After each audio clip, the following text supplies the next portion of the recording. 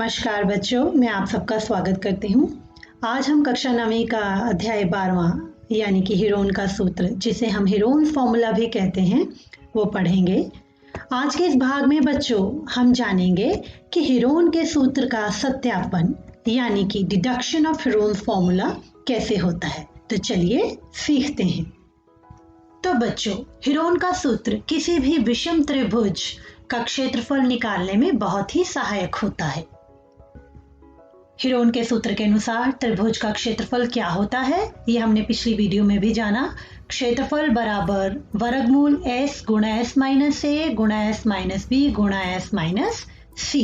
तो जहां s का मान क्या होता है, s बराबर होता है a जमा b जमा c बटा 2, यानी कि इसे हम परिमिति का आधा या आधी परिमिति भी कहते हैं, क्योंकि त्रिभुज की परिमिति त्रिभुज की तीनों भुजाओं के योग के बराबर होती है।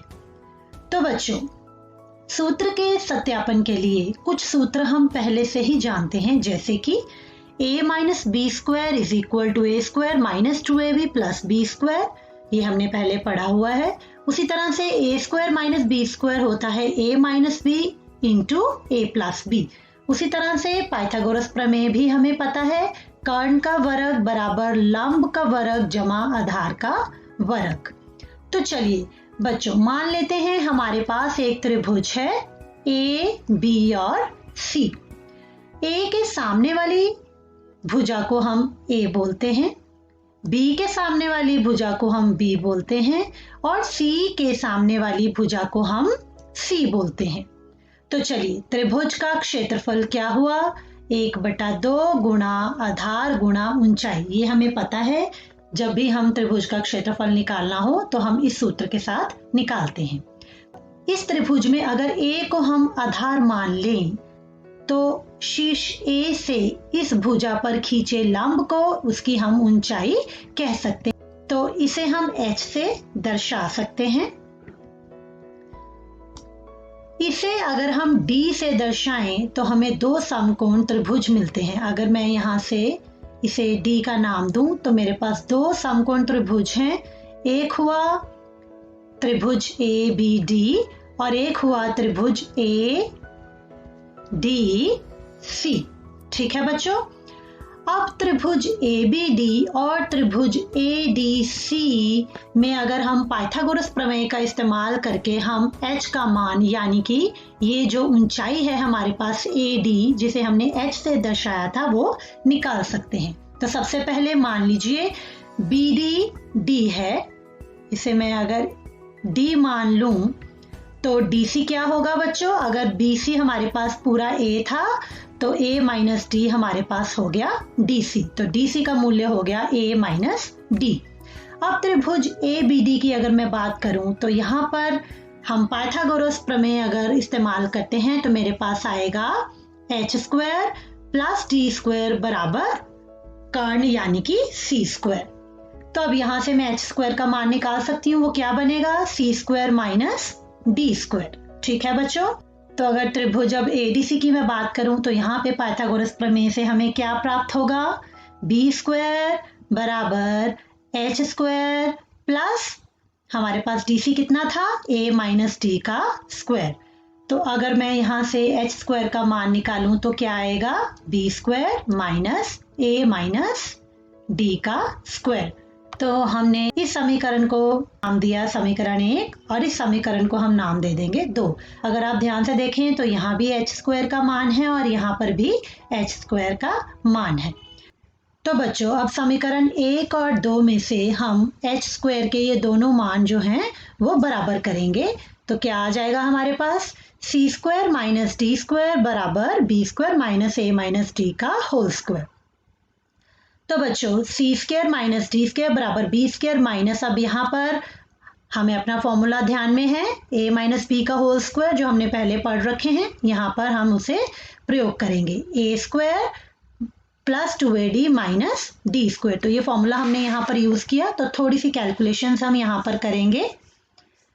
ये हमारा माइनस प्लस माइनस 2ad है, तो इस साइड हो गया हमारे पास d स्क्वायर, ये -2ad, ये -d स्क्वायर यहाँ पर बराबर b square minus A square और ये माइनस सी स्क्वायर।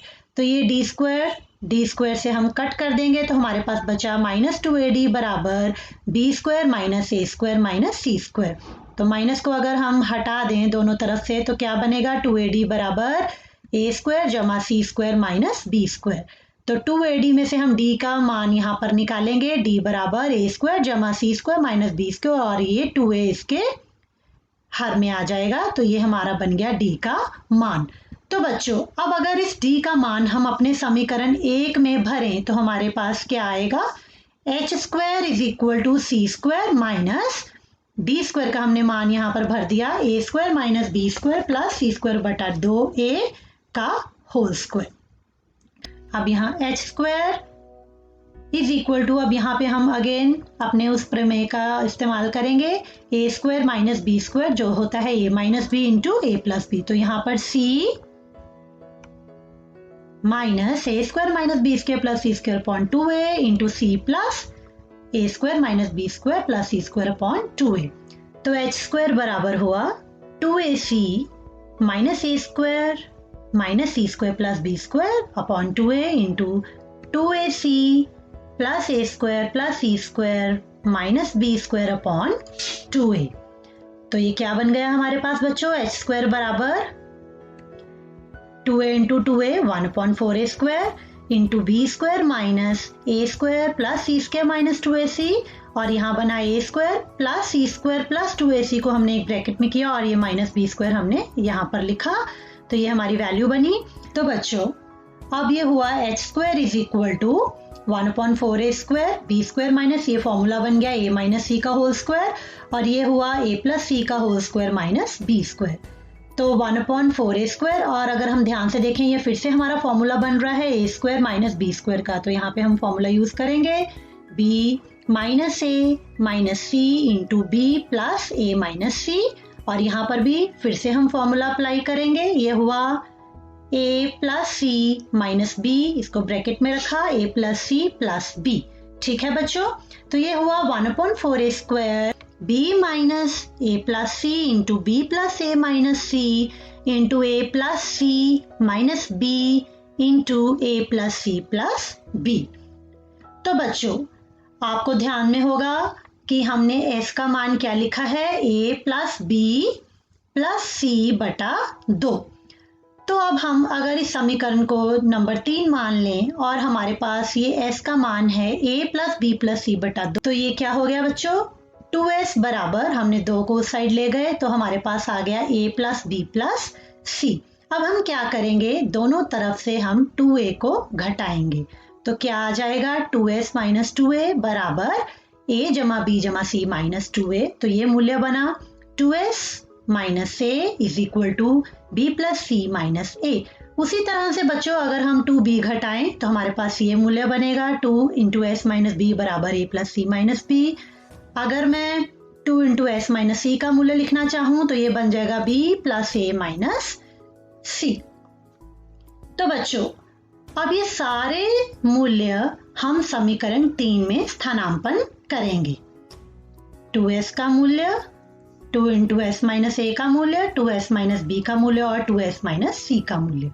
तो चलिए ये चारों के चारों मूल्य हम समीकरण 3 में स्थानापन्न करेंगे तो हमारे पास क्या बनता है, देखिए ये रहा हमारा समीकरण नंबर 3 था।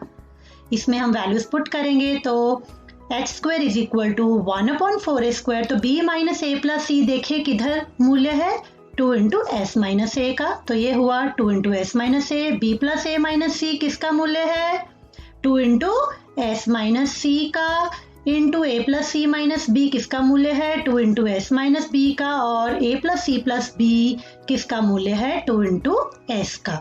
तो ये 2 गुणा 2 4 से ये 4 को काट देंगे तो हमारे पास हुआ एच स्क्वायर 1 बटा ए स्क्वायर 4 इंटू ये 2 into 2 4 s minus a s minus b और ये s minus c into s. तो क्या बन जाएगा, अगर एच स्क्वायर इसका मूल्य है तो एच का मूल्य हुआ 1 बटा ए स्क्वायर का वर्गमूल हुआ 1 बटा ए, 4 का हुआ 2 और इन सब का बन गया वर्गमूल। तो बच्चों ये हमें ऊंचाई यानी कि h का मान प्राप्त हुआ। अब हम त्रिभुज का क्षेत्रफल जिसमें हमने ऊंचाई निकालनी थी वो क्या था, 1/2 गुणा आधार गुणा ऊंचाई। तो इस फॉर्मूले में हम सारी वैल्यूज को पुट करेंगे, 1/2 गुणा आधार क्या था हमारे पास a, और ऊंचाई हमने अभी फाइंड आउट की वो क्या थी, 2/a गुणा root s minus a into s minus b into s minus c। तो ये 2 से हम ये 2 काट देंगे, ये a से a कट गया, तो हमारे पास क्या बचा, वर्गमूल s into s minus a into s minus b into s minus c। और ये हुआ हमारे त्रिभुज का क्षेत्रफल हीरोन के सूत्र के द्वारा। तो बच्चों मुझे उम्मीद है कि हमने हीरोन के सूत्र का जो सत्यापन किया है वो आपको समझ में आया होगा। धन्यवाद।